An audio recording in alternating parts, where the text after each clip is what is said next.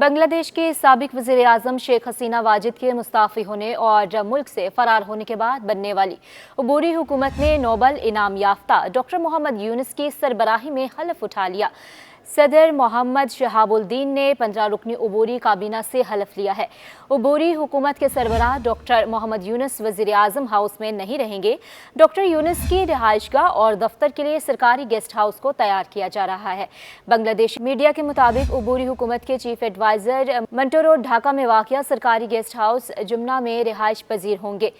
Report के मुताबिक शेख हसीना के मुल्क छोड़ने के बाद बड़ी तादाद में मुजाहिरीन वज़ीर आज़म के दफ्तर और सरकारी रिहाइशगाह गना भवन में दाखिल हो गए थे, जहां लोगों ने तोड़फोड़ करते हुए खूब लूटमार भी की थी, जिसके नतीजे में ये दोनों मकामात फ़िलहाल दफ्तर के काम या रिहाइश के लिए मौजू नहीं हैं।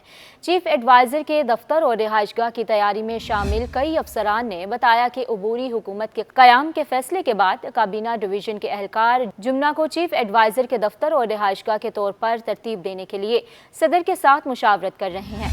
एक और एहलकार ने बताया कि वज़ीर आज़म के दफ्तर और गना भवन की फौरी मुरम्मत के लिए तैयारियां जारी हैं, जबकि एक कमेटी पहले इन दोनों अहम रियासती इमारतों को पहुंचने वाले नुकसान का अंदाज़ा लगाएगी और फिर फौरी मुरम्मत शुरू की जाएगी। अबूरी हुकूमत के चीफ एडवाइज़र और मुशीरों के लिए 18 गाड़ियां तैयार की गई हैं। बांग्लादेश की अबूरी हुकूमत के सरबराह डॉक्टर मोहम्मद यूनुस गुज़िश्ता रोज़ पेरिस से वतन वापस पहुंचे थे। एयरपोर्ट पर गुफ्तगू के दौरान वो एक मौके पर जज्बाती हो गए।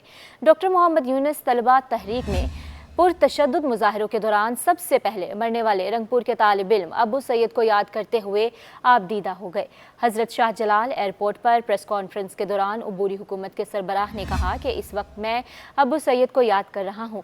अबू सैयद की तस्वीर हर बंगाली के दिलों में नक्श है, कोई भी इसे नहीं बदल सकता। डॉक्टर मोहम्मद यूनुस ने अबू सैयद को खराज अकीदत पेश करते हुए कहा कि वो क्या शानदार नौजवान था जो बंदूक के सामने खड़ा था, जिसके बाद से कोई नौजवान लड़का हो या लड़की पीछे नहीं हटा।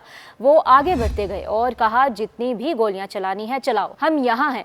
उधर बांग्लादेश के साबिक वज़ीर आज़म हसीना वाजिद के बेटे सजीब वाजिद के अपनी वालिदा के वतन वापस लौटने के हवाले से मुख्तलिफ बयानात देने का सिलसिला जारी है। टाइम्स ऑफ इंडिया से गुफ्तगू में हसीना वाजिद के बेटे सजीब वाजिद ने दावा किया है कि बांग्लादेश की साबिक वज़ीर आज़म हसीना वाजिद इंतखाबात के वक्त वतन वापस आ जाएंगी।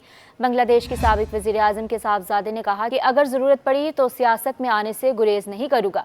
सजीब वाजिद का मजीद कहना है कि यकीन है कि अवामी लीग इलेक्शन में हिस्सा लेगी और हम जीत भी सकते हैं। हसीना वाजिद के बेटे का ये भी कहना था कि वालिदा फ़िलहाल भारत में हैं, इंतखाबात का ऐलान होते ही वतन पहुंचेंगी। इससे कबल वालिदा से मुतालिक बयान देते हुए सजीब वाजिद का कहना था कि वालिदा बहुत मायूस हुई हैं और वो अब सियासत में वापस नहीं आएंगी। इसके बाद उन्होंने अपने अगले बयान में यू टर्न लेते हुए कहा था कि अवामी लीग बांग्लादेश की सबसे बड़ी और पुरानी जमात है, लिहाजा हम अपने लोगों को इस तरह छोड़कर नहीं जा सकते और जैसे ही बांग्लादेश में जमहूरियत बहाल होती है, शेख हसीना वाजिद बिलाशुबा वतन वापस आएंगी। वाज़ेह रहे कि कोटा सिस्टम के खिलाफ एहतजाज को ताकत से कुचलने की कोशिश करने वाली बांग्लादेशी वज़ीर आज़म शेख हसीना अपने ओहदे से इस्तीफ़ा देने के बाद पड़ोसी मुल्क भारत फ़रार हो गई थी।